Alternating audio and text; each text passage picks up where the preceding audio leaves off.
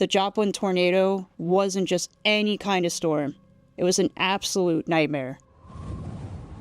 On May 22nd, 2011, high school students and their families were gearing up for barbecues, their high school graduation parties later that same day.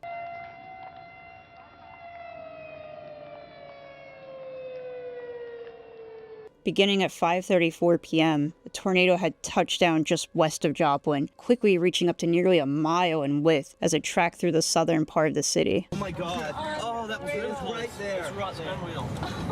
Holy shit. Oh my God. The Joplin tornado, being an EF5, the most powerful classification on the enhanced Fujita scale, with winds reaching up to 200 miles per hour. It tracked across 22 miles, leaving a path of total destruction in its wake. The tornado devastated Joplin's basic infrastructure, damaging nearly 8,000 structures and completely destroying over 4,000 of them, including St. John's Regional Medical Center. Serving as one of the city's main hospitals, St. John's destruction added to the difficulty of an already tragic ordeal. In just a matter of minutes, the tornado unfortunately claimed 158 lives and left over 1,100 people injured. It wasn't just damage, it was total devastation. Many homes were slabbed, and the financial toll was staggering, around $2.8 billion, with over $1 billion in insurance claims alone. The cost of rebuilding was immense, but the community refused to back down. To make matters worse, in the aftermath, survivors had to face even more danger. The destruction of Joplin's infrastructure, including power lines, roads, water systems. On top of that, a rare fungal infection, blastomycosis, spread through the contaminated debris and claiming additional lives and complicating efforts to rebuild. Amid all of this destruction, there was also remarkable stories of survival. One of those stories coming from the Fast Trip convenience store, where a whole group of people had to huddle together in the back of a beer cooler, which ended up truly being the only thing that remained standing once the storm had passed through, showing that even in the face of overwhelming destruction, survival and hope can be found in the most unexpected places. You want to talk about unexpected places? This incredible survivor story comes from a woman named Heather Marsh, who took refuge inside of her bathtub. Without hesitation, she climbed into the tub, covered herself with a mattress, and held on for dear life as the winds howled around her. With her house completely destroyed, bathtub flipped upside down, trapping her under the debris. Her quick thinking and a bit of luck saved her. And her story serves as a reminder of how even the smallest actions can make a huge difference in the face of such destruction. Despite all of the destruction, something beautiful yet haunting occurred. Survivors reported seeing butterflies in the most unexpected places. These butterflies were believed to be the spirits of those lost in the storm, offering a sense of peace to those who were grieving at the time. Something so fragile, such as a butterfly, could bring such deep comfort in the darkest of times. The butterfly people, as they came to be known, serve as a powerful symbol of hope and renewal. They reminded the community that even in the face of overwhelming tragedy, there could still be beauty and grace. It was a way for the people of Joplin to hold on to something positive in a time of unimaginable loss. The emotional toll may have been more devastating than the physical damage itself. For many, the storm left scars that would last a lifetime. With thousands displaced, survivors struggled with trauma. Tragically, some were unable to cope with the weight of their loss, bringing light to the true impact this storm had on many survivors' mental health. Recovery efforts began immediately. By May 23rd, the National Guard, Missouri State Highway Patrol, and the United States Marine Corps deployed over 440 personnel and placed 2,000 more on standby. The traveling Piccadilly Circus employees brought their 2 adult elephants to help drag damaged automobiles and other heavy debris out of the streets. The scars of the tornado will never disappear, but the city has rebuilt itself, growing stronger and more united than ever. The 2011 tornado may have taken lives and destroyed homes and changed the landscape of the city, but it also brought out the best of Joplin and others from around the world. One of the most significant symbols of recovery is the rebuilding of Joplin's high school, which stands as a testament to the community's determination to move forward and rebuild for the future of their children. Today, Joplin stands as a symbol of strength and resilience.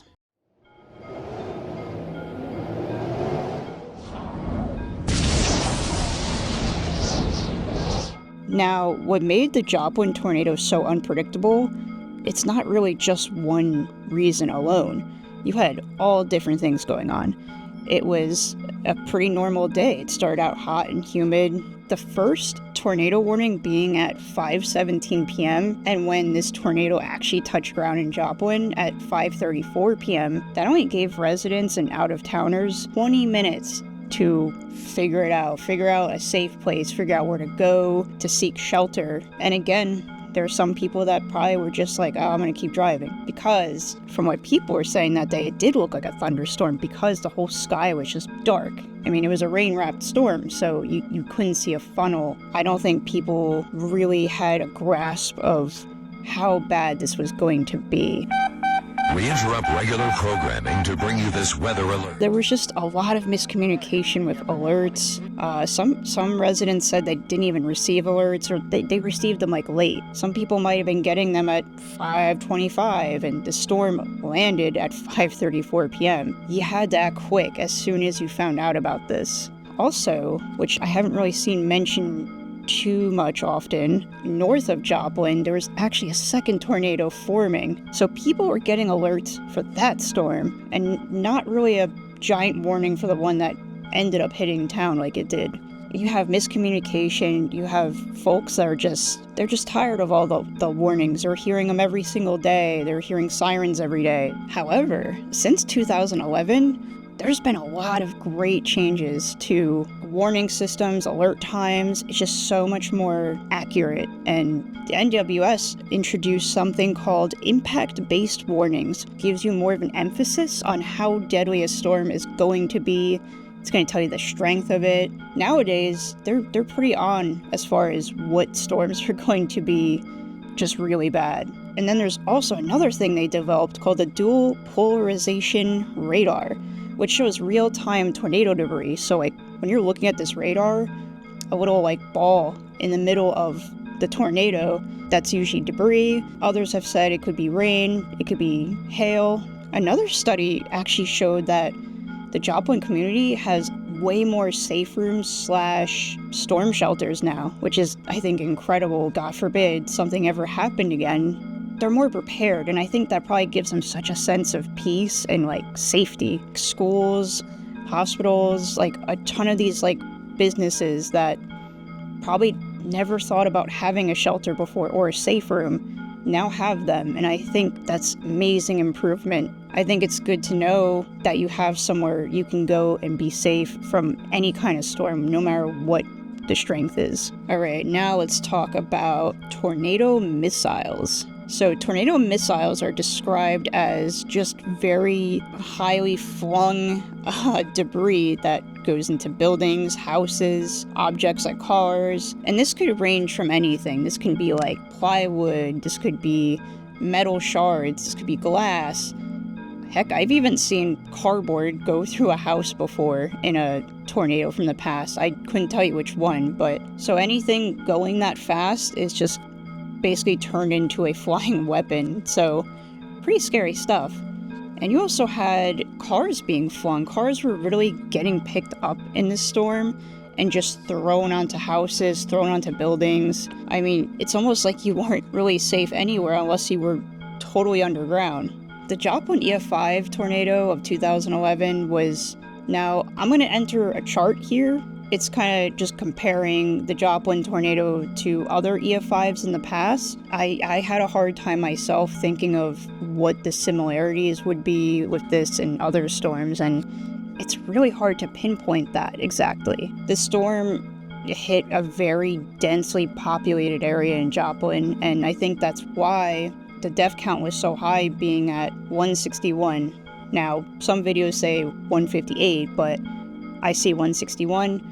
Regardless, just a lot of lives lost, and it's just very scary seeing that because, I mean, I think the last tornado of that magnitude, with that many victims lost, was back in like the the tri-state tornado, I believe. And because of this tornado, its overall impact really changed like so many different things. Tornado like alerts and urgency, 2 of those alerts, like I mentioned earlier today, is so much better. Like, people really take this stuff seriously now, because nobody wants to go through this again. It's traumatizing, it's scary, it's not something you will ever forget that happened in your life. I don't know how else to put it. I just always thought the storm was just so scary. Like, when I see the videos of the black sky, and, you know, if you don't have the eye for that kind of thing, like a tornado, you're not gonna know which direction it's coming from. You can't see the shape of it. It just looks like a mass coming to the ground, essentially, just dark and rainy and lightning. It just looks like a thunderstorm. But this storm moved through town so fast that it just was so hard, even in 20 minutes, for people to really react. Now I really want to get into just the heroes of the storm, is what I associate them as, because of all the videos I've watched and seeing what everybody's had to endure, I just couldn't imagine.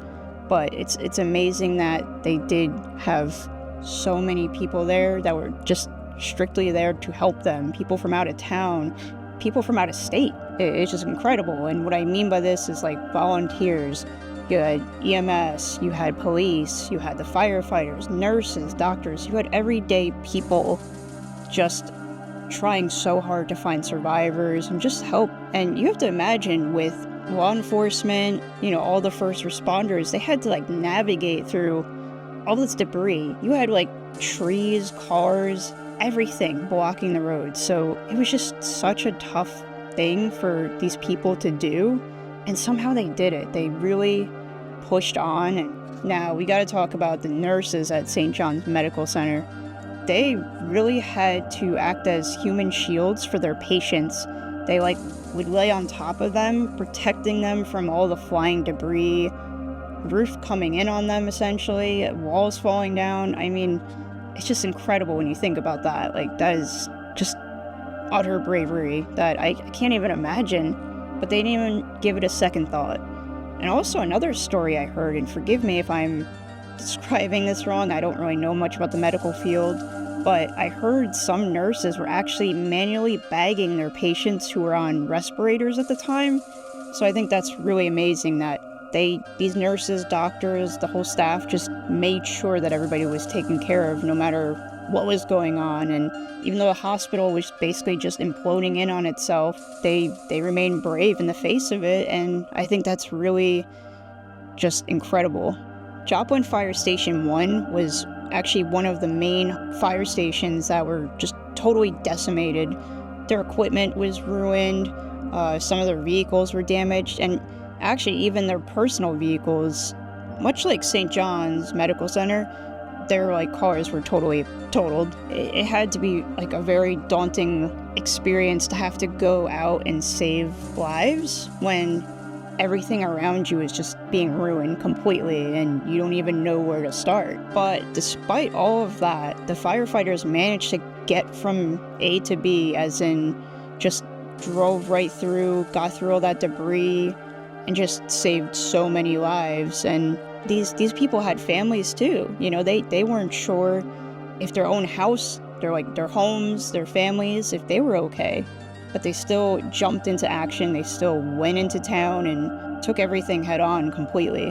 Both the Joplin Police Department and the EMTs also played a huge and integral role. Search and rescue. They had to do traffic control. They really just had to focus and try to get as many people out of the debris that they could. Essentially, they had to find paths for emergency vehicles to come through successfully and in a quickly manner, because you had people's lives on the line. So, which also put their lives in stake too, because you had down power lines, you had very large obstructive debris like cars, pieces of homes. I mean, everything you can think of was basically just strewn across many streets in Joplin. So it's pretty commendable that they got through that and just saved so many lives. And I just don't think that's something that should be glossed over so quickly. I want to take a moment here and actually talk about Officer Jeff Taylor. Jeff Taylor, only being 31 at the time of the 2011 Joplin tornado, responded to the call of action and really put his life on the line for this job and for the Joplin community. He responded by riding on an ATV, trying to get help and search and rescue. And he did. He helped a lot of people. He saved a lot of lives. The next day, while he was trying to do search and rescue, he was on his ATV because, also, like I mentioned before, you couldn't really get a car or big vehicle through. Now, while he was responding and he was actually just done with whatever his assignment was at that moment, he unfortunately was struck by lightning, and that following June, he unfortunately would pass away from his injuries from the lightning strike. However, his sacrifice wasn't in vain. He's remembered by so many people. He's remembered by the Joplin community because he's a hero. He saved so many lives when he was there and responded to the call. His name was actually even added to the National Law Enforcement's memorial in Washington, D.C., which is an incredible honor. And the Riverside Police Department also dedicated a memorial for him, so he's never going to be forgotten, and I'm sure his colleagues will never forget his strength and bravery, and I think that's really awesome that he will always be memorialized as such.